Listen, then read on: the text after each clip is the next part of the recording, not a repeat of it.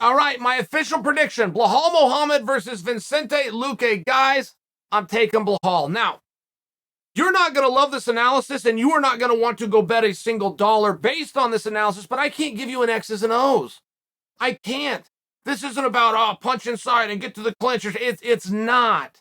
These are two guys with a wealth of understanding of the sport, but they brawl.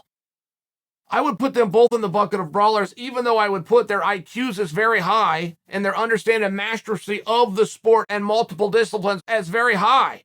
They throw a lot of that out, and there is a lot of chaos when they get in there. Now, Belal Muhammad has come out and said he can neutralize and stabilize the wrestling of Luque. Now, I like that.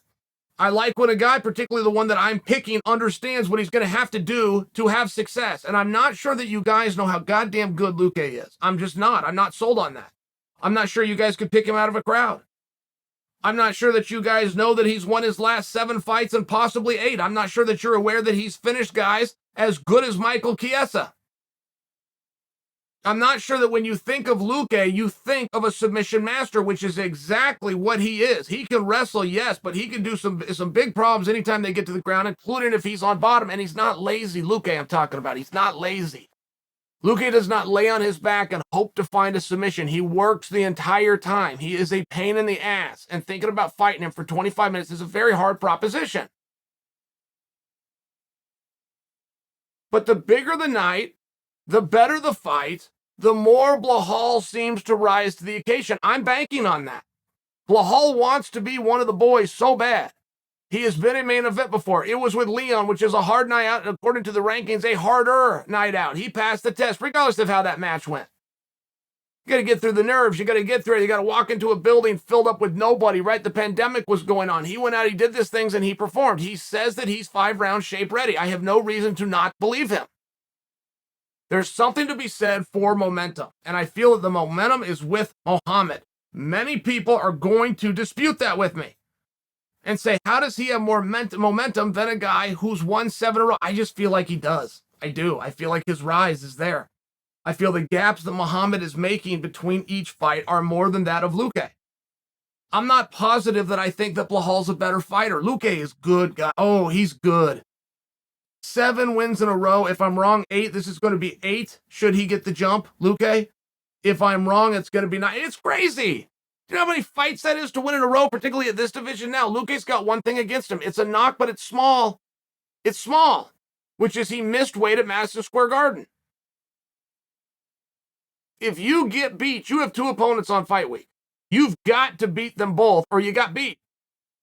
I continue to hear that he's won 7 in a row. I watched the scale beat him. The scale got him by a kilogram. He was 2 pounds over. He was a weight over, an allotted weight of which did not exist because of his title fight. He was 2 pounds over. It's very relevant. Why and how? What was it that he was doing? What motivated him? What did he not do enough of, right? It's calories in versus calories out. It's very relevant to ask why a guy would miss weight. This was to be a world title fight. If he was needed, he was the backup fighter. For those of you that don't know, I'm talking about this because the backup fighters get no credit. I completely disagree with that. I think there should be a marketing campaign just behind that. I think it's a great arm and a vehicle that's never been tested. You can't tell me I'm wrong. We've never tested it. We act like they don't exist. We don't want to create any confusion for the buyer. You're going to have one hell of a lot of confusion when you finally call him that backup fighter and you want him to move tickets to the Mecca in less than 24 hours. I think there should be work done there, but I bring this to you because a lot of you don't know that happened. We get to the weigh-ins, they're between 9 and 11 in the morning. New York State Athletic Commission weighing guys in, out with a towel wrapped around him, walks Luque. And he misses by 2 pounds. So if anything would have happened between Colby Covington or Kamaru Usman and you put Luque in there, including if that was against Kamaru, you don't have a world title fight. I don't know how much we need to hold against a guy for missing weight in a mythical match that was unlikely to happen in the first place. But I do put something in it. It is relevant to me. It is. Generally, you would go from the batter's box, you would go to that backup position right into a world title fight. That's happened a number of times. Ask Kamaru Usman, ask Michael Chandler. It did not happen with Luque, and I submit for you, one of the reasons it didn't happen is because he got beat by the scale. It's small. I mean, this is a small thing I'm bringing up, but I'm talking about a guy who was clouded with success. Luque does everything right. He's even got a beautiful name. He does. It reads really well. He's a handsome guy. He's got this incredible record. He's on the tip of everybody's tongue. I still think momentum's with Belal. Belal is going to have to do what I'm talking about. He's going to have to do what he's talking about, which is stopping the wrestling. Luque does not get enough credit for the work that he can do on the ground. He is amongst the most dangerous ground fighters in the sport today, not just at this division. I don't think you think of Luque like that.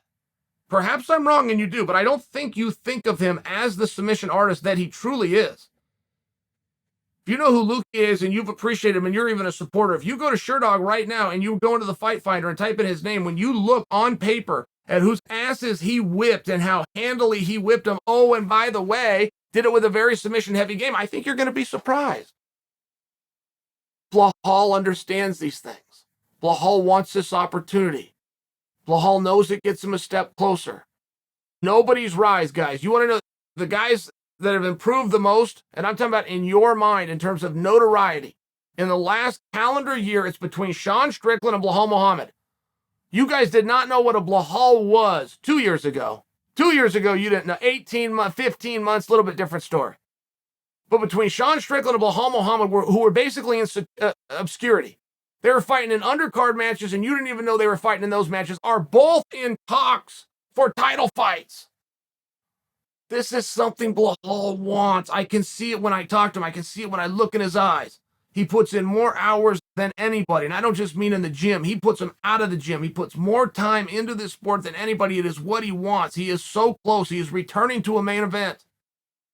He knows what his opponent can do. I just think he's going to be driven. Championship rounds are always a question. And it is for both of these guys as well. If you can't look damn near as close to as good in round 5 as you did in 1, these just aren't made for you. And there's some body types, guys, that has nothing to do with mental toughness. It has nothing to do with work and effort. There is something known as DNA, and some guys aren't made for a 25-round atmosphere, 25-minute atmosphere. I don't know that that's either of these guys. This is what's on display. This is one of the questions, regardless of how this fight goes. I hope that they get some minutes, personally. I want to see how they're reacting 18 minutes in and 22 minutes in. I need to know that about them for future. Both guys, whoever gets the gold medal, whoever gets the silver medal, there's still questions around both of them. I'm taking Belal. It's a hard fight, really hard fight. But one of these guys is going to return to main event status. One of these guys is going to stay in the very short conversation about title opponents throughout the year of 2022 for Kamaru Usman. One of them's not. And I'm not certain. I think if I'm bringing you guys anything before just a little dialogue for a fight to look forward to, I want to make sure you understand the stakes. This is all chips are in. Somebody takes everything on the table. Somebody leaves with nothing. This is competition in its highest form. Belal versus Luque, guys, it is on the line. I'm picking Belal.